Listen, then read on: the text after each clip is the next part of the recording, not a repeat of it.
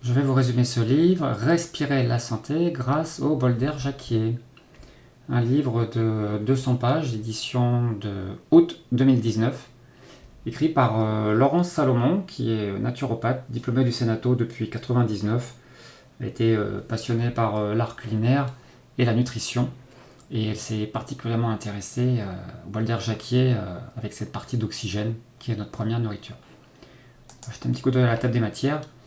Et on va aborder une partie des éléments de ce livre en allant un peu plus rapidement sur les recherches scientifiques et sur tous les témoignages.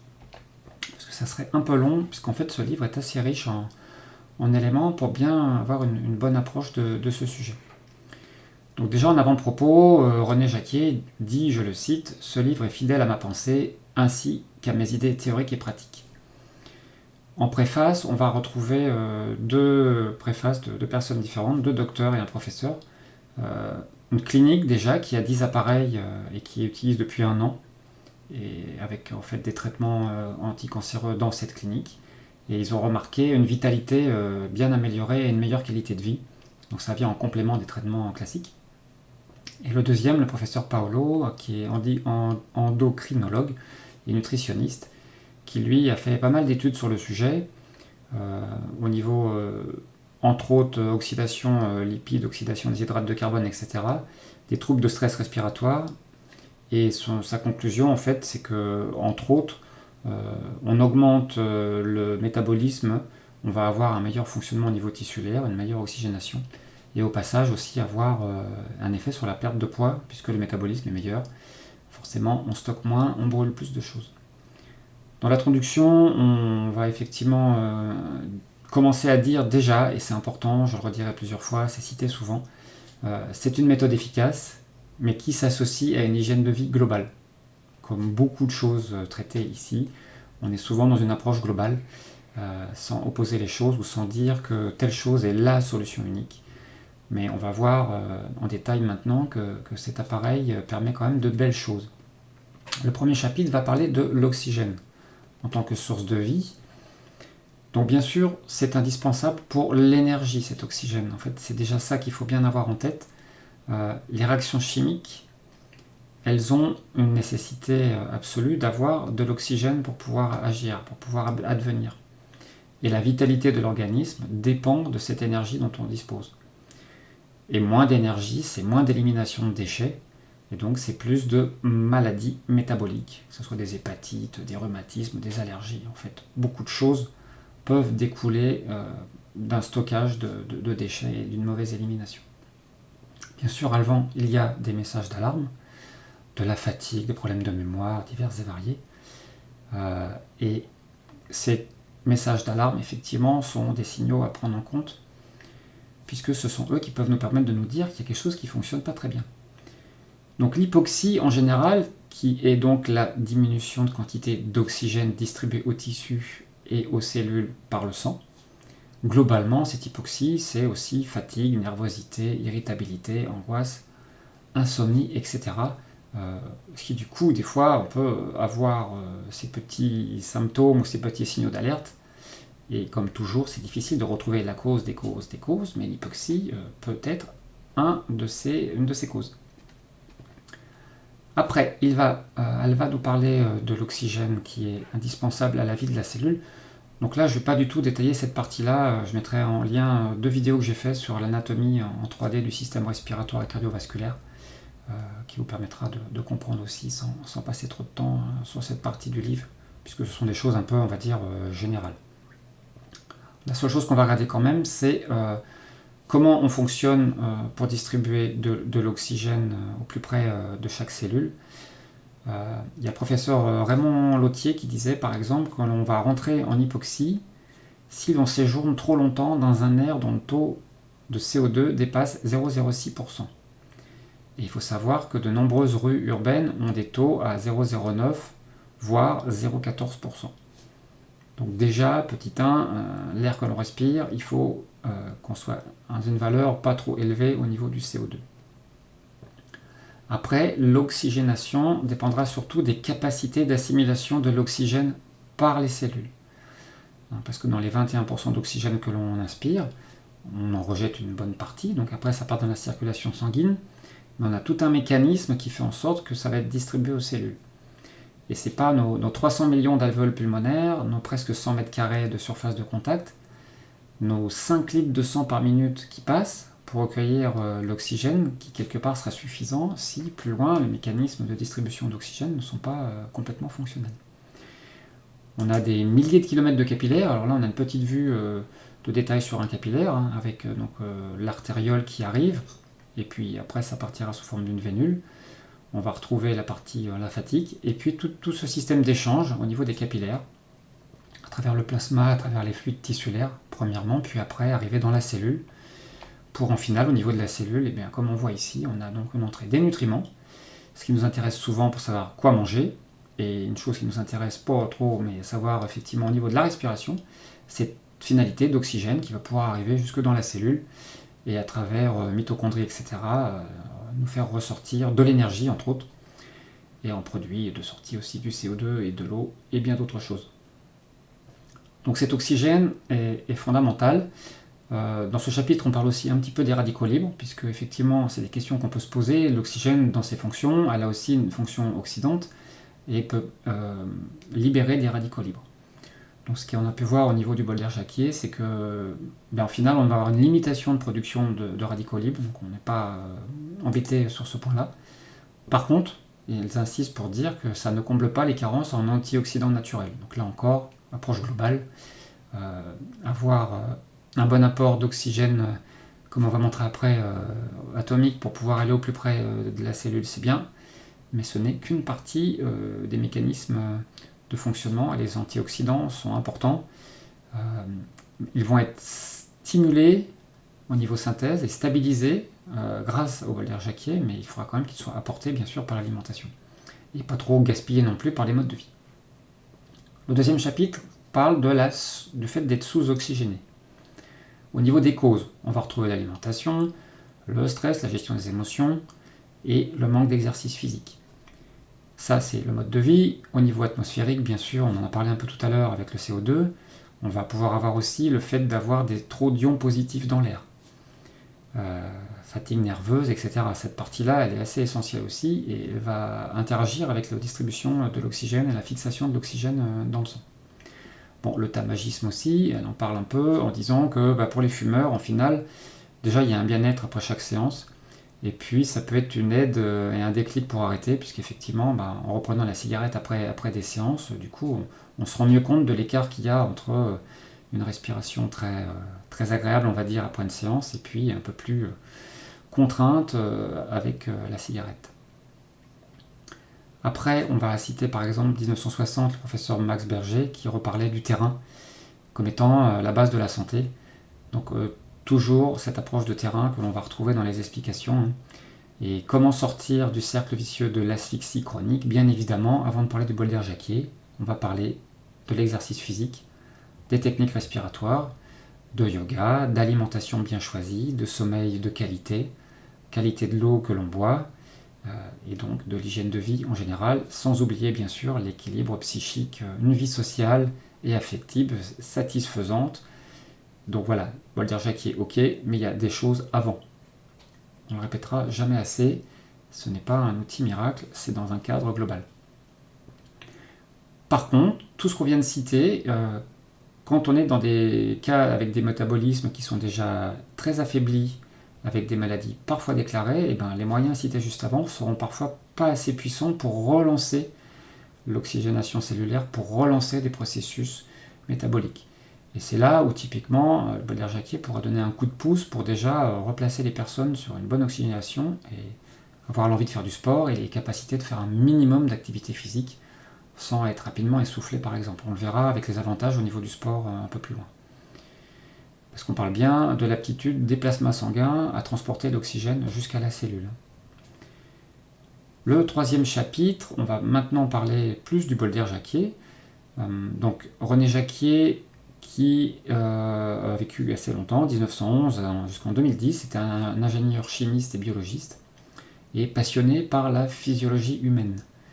Et voilà, à la retraite, il n'a eu de cesse de mettre en avant son procédé de bol d'air Jacquier, Et comment il est né? En fait, en 1945, sa fille de 18 mois a été atteinte d'une coqueluche très très violente. Et les différents docteurs n'ont pas réussi à l'enrayer. Et en final, un des docteurs a proposé un voyage en avion. Et ça a été, on va dire, miraculeux. Puisqu'en fait, ça a été solutionné grâce à ça. Et comme il n'y a pas d'effet sans cause, eh bien, René Jacquier a cherché à comprendre d'où cela pouvait venir. En final, je vais faire court, mais l'ascension a provoqué une raréfaction de l'atmosphère. Et au niveau de l'oxyhémoglobine, il a pu en fait avoir un mécanisme qui a eu une libération plus facile de l'oxygène assimilable. On va dire tout simplement. C'est des histoires de pression partielle, etc., que je ne vais pas détailler ici. Et du coup, il a recherché une molécule à propriété additive faible, en se disant, ben voilà, si j'arrive à fixer de manière, on va dire, plus faible de l'oxygène dans la circulation sanguine, elle sera libérée plus facilement. Et c'est à partir de là qu'il a cherché, en repensant à l'ère des sapins et des pins qui étaient favorables à la santé, en se rappelant que l'ère des forêts de sapins contenait des peroxydes d'essence terpénique. Et du coup, en 1947, il a commencé à bricoler tout un tas de systèmes comme ça. Il donnait même d'ailleurs les plans et la liste des fournisseurs pour les pièces à qui voulait. Il était vraiment dans une démarche de recherche pour faire un produit qui apporterait des solutions. Donc en 1947, ces recherches ont commencé à faire plein de produits différents. Et ce n'est qu'en 1989 que le bol d'air Jacquier a été industrialisé. Et après coup, du coup, pas mal de découvertes ont donné raison à René Jacquier sur tous les avantages de ce produit. Après, on va parler de l'explication biochimique et scientifique, donc comme indiqué sur la tête de chapitre à notre portée. Donc l'idée, c'est de pouvoir faire en sorte qu'on puisse comprendre ce qui se passe, parce que c'est pas tout de respirer un produit, mais c'est quand même très intéressant de comprendre le mécanisme. Donc on va parler ici des sources du produit qui est utilisé au niveau monoterpène, issu de Pinus pinaster chémotypé très précis, récolté de manière très précise. Il faut savoir que les extraits terpéniques sont utilisés depuis très longtemps en vétérinaire et aussi au côté médical. En 1952, il y a eu pas mal d'études qui ont cité le produit, là, les extraits terpéniques, efficaces contre la grippe, la fièvre, la tuberculose, l'asthme, etc.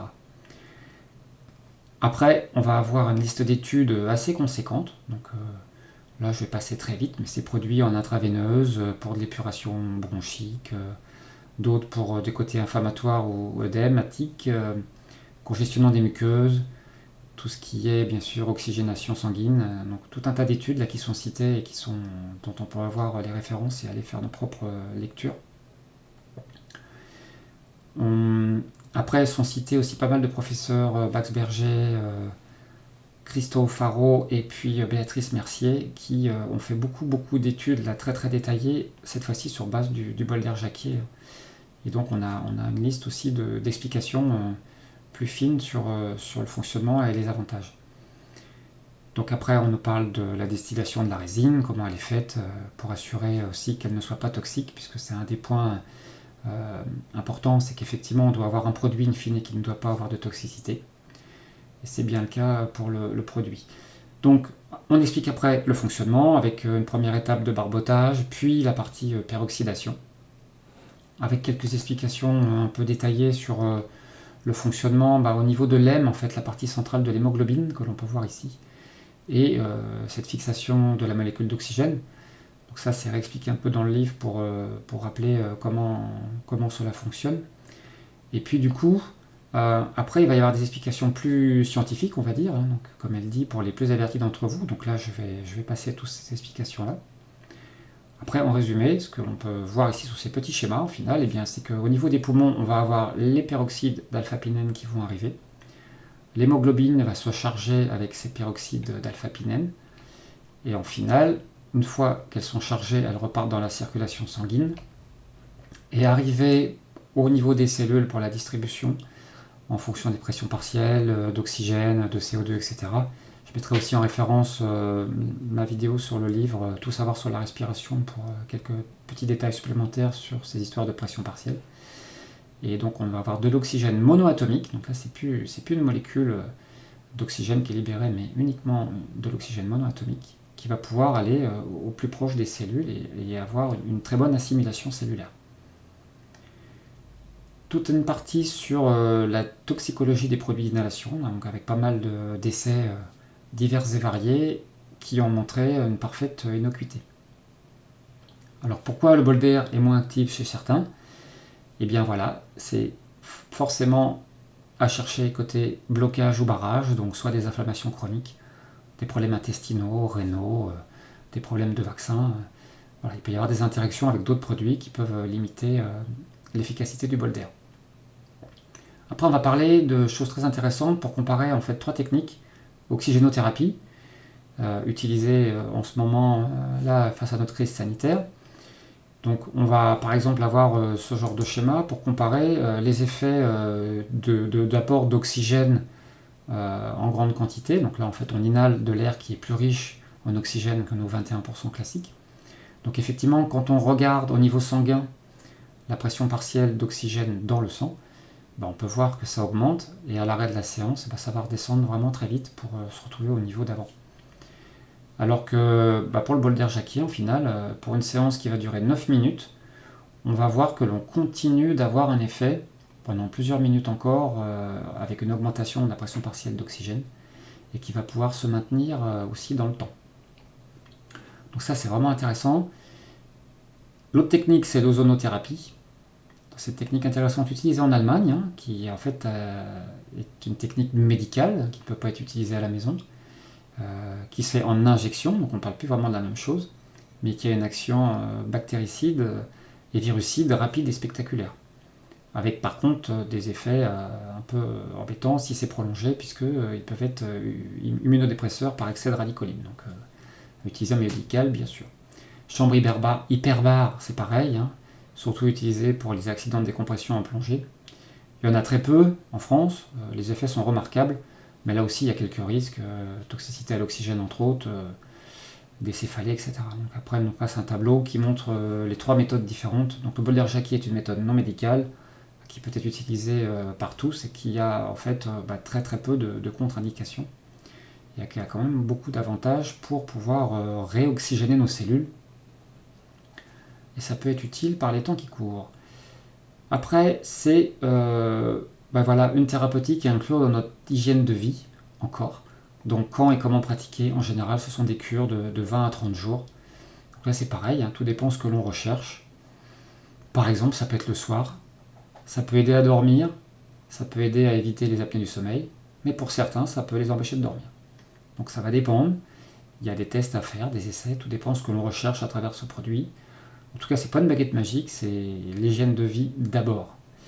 Et après, le bol d'air Jacquier en cure ponctuellement pour chercher telle ou telle chose. On va en parler un peu plus loin pour voir les différentes approches qu'on peut avoir en fonction des maladies. Au niveau du protocole, il conseille bien sûr de continuer, voire d'augmenter un peu les apports en vitamines et en oligo-éléments. C'est pas le moment, on va dire, de passer pur junk food au moment où on fait du bol d'air Jacquier. C'est pas là pour compenser une mauvaise hygiène de vie. Et c'est bien à ces moments-là aussi où il faut avoir une bonne hygiène de vie, puisque que ce soit le sélénium, le zinc, la vitamine E, la vitamine C, voire le bêta-carotène, tous ces éléments-là sont très utiles pour l'immunité, on les cite souvent en ce moment. Et bien voilà, pendant la cure de bol d'air, ils vont être aussi décuplés et augmentés. Donc c'est pas le moment d'en manquer en apport. Le 4e chapitre, ce sont les recherches scientifiques. Donc là, il y en a beaucoup. Je vais vraiment faire très court. C'est très intéressant puisqu'effectivement, ça permet de voir ce qui peut se passer. Des essais faits au CHU de Limoges, par exemple, sur 83 malades en 1985 au niveau pneumologie, avec des très bons résultats, une très bonne tolérance, etc. Donc à chaque fois, ces chapitres-là en fait, sont à la fois rassurants sur le cadre dans lequel ont été testés ce produit et puis les résultats. Un petit point intéressant que je citerai quand même, c'est au niveau du sport. Ils ont fait une étude sur 9 nageurs, avec 2 groupes différents. Un groupe qui, la première année était normale et une année avec le bol d'air Jacquier. Donc on observe l'entraînement, on voit l'augmentation des performances, soit en rapidité de mouvement, élasticité, endurance, donc sans le bol d'air. Et la deuxième année, du coup, 2 mois d'entraînement avec le bol d'air, on voit les performances qui sont largement augmenté. Donc il y a un chapitre ici au niveau du sport avec aussi des témoignages de gens qui expliquent que voilà, ils peuvent faire une séance de bol d'air avant le sport et une séance aussi après pour pouvoir récupérer. Bon, c'est un outil comme un autre, mais qui est intéressant sur l'aspect sportif. Donc Béatrice Mercier, encore énormément d'approches scientifiques et de tests, des tests qui vont montrer l'innocuité, et puis des tests aussi autour des propriétés antiradicalaires. Et quelque chose de très intéressant, je trouve, c'est une étude ex vivo parue en 2011 qui a démontré que le bol d'air permettait l'élimination d'une grande partie des protéines glyquées. Les protéines glyquées, c'est bien un souci fondamental, cette caramélisation qui se passe à cause des sucres ingérés qui s'associent aux protéines. La fameuse réaction de Maillard, mais pas que, hein. On est capable de faire notre propre caramel même sans chaleur. Donc c'est une piste très intéressante pour la partie diabète, et c'est aussi une piste très intéressante sur le côté anti-vieillissement. Par exemple, je sais que René Jacquier a utilisé ce produit, et vu son âge avancé, il n'a pas eu de soucis au niveau des yeux, d'opacité haute, puisque l'œil c'est un endroit qui n'est pas facile à, on va dire, à nettoyer, puisque la circulation y est très très faible. Donc lui, hasard ou pas, au niveau des yeux, pas de cataracte et rien, c'était très propre. Chapitre 5, les effets de l'oxygénation sur le terrain en général et sur les maladies en particulier. Donc là, c'est beaucoup de témoignages. Beaucoup de témoignages. Quelque chose d'intéressant, c'est que la vitamine D aussi a besoin d'être, pour être synthétisée dans sa forme intéressante, puisqu'on part du cholestérol, elle a besoin d'une très bonne oxygénation aussi. Donc voilà, c'est pas le tout d'avoir les apports en vitamine D, mais là aussi, il faut un métabolisme qui fonctionne correctement et des cellules qui reçoivent bien l'oxygène. Donc beaucoup de témoignages, maladies cardio, des problèmes de système nerveux, plein de pathologies différentes, que ce soit ménopause, de l'eczéma, etc. Donc, le cancer aussi, puisque ça a été quelque chose d'étudié de très près par René Jacquier. D'ailleurs, il a fait un livre, Le cancer vaincu, point d'interrogation, où il parle beaucoup de choses autour des avantages. Et pas mal de professeurs après ont repris aussi des choses sur le sujet du cancer. On parle du sida aussi, apnée du sommeil. Donc à la fois des témoignages et des avis de certains docteurs ou professeurs. Et on retrouve encore un chapitre sur les sportifs. La perte de poids, donc amélioration du métabolisme, perte de poids souvent constatée. Et aussi embellissement de la peau au passage. Un petit chapitre sur la bioélectronique d'Oli-Claude Vincent, où on va pouvoir aussi démontrer avec les paramètres sanguins au niveau de la bioélectronique, des améliorations concrètes qui peuvent être mesurées à travers ce système. Et puis des témoignages de médecins encore sur un autre chapitre qui l'utilisent dans leur approche professionnelle. Pour eux, on va dire, hein, c'est par exemple un médecin qui s'offre une séance de 1 à 2 minutes entre chaque patient, qui du coup a une meilleure mémoire, une meilleure concentration. Et puis cite aussi Daniel Kieffer qui dit que cela complète et potentialise toute cure naturopathique. Pour le rhume des foins aussi, ça peut être des fois des beaux résultats. Voilà, la conclusion de sa part, c'est que le corps a ses raisons que la raison ignore. Savoir lâcher l'emprise du mental pour se laisser guider par son ressenti intime et profond. Et signale aussi l'importance d'être soutenu par de bons thérapeutes.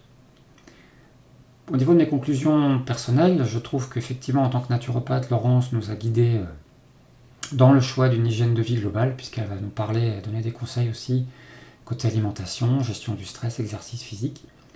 Le livre est très bien construit. Il explique de manière simple les différents éléments qui nous sont nécessaires à comprendre pour ce bol d'air Jacquier.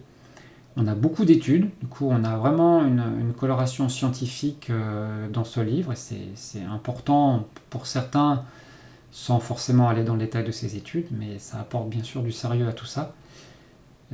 Les témoignages sont nombreux, ils apportent un éclairage d'utilisation réelle. Comme toujours, attention, nous sommes tous différents, ce qui a pu fonctionner pour une personne ne fonctionnera pas forcément obligatoirement pour une autre. Donc ça pourra bien sûr amener à faire ses propres essais en fonction de notre état, à la fois au niveau de notre terrain et de ce que l'on cherche à faire. Donc ça rejoint l'objectif général de soulager et d'accompagner vers la guérison. Et quand le métabolisme est déjà affaibli, et les maladies parfois déclarées, bien sûr, c'est une très bonne solution de redémarrage. Franchement, C'est simple. Cet appareil peut se trouver soit chez des professionnels, soit se louer. C'est franchement un outil intéressant. Et c'est un complément au traitement classique aussi qui est très intéressant, et ça a été démontré par de nombreux docteurs et professeurs. L'idée, on parle de complément, on ne parle pas de remplacement. Et je conclurai pour ma part, comme toujours j'en ai dit beaucoup, mais seule une approche globale et holistique peut intégrer le bol d'air Jacquier. Et moi sur ce, je vais vous laisser et je vais en profiter pour aller faire ma petite séance de bol d'air. Voilà pour le résumé de ce livre.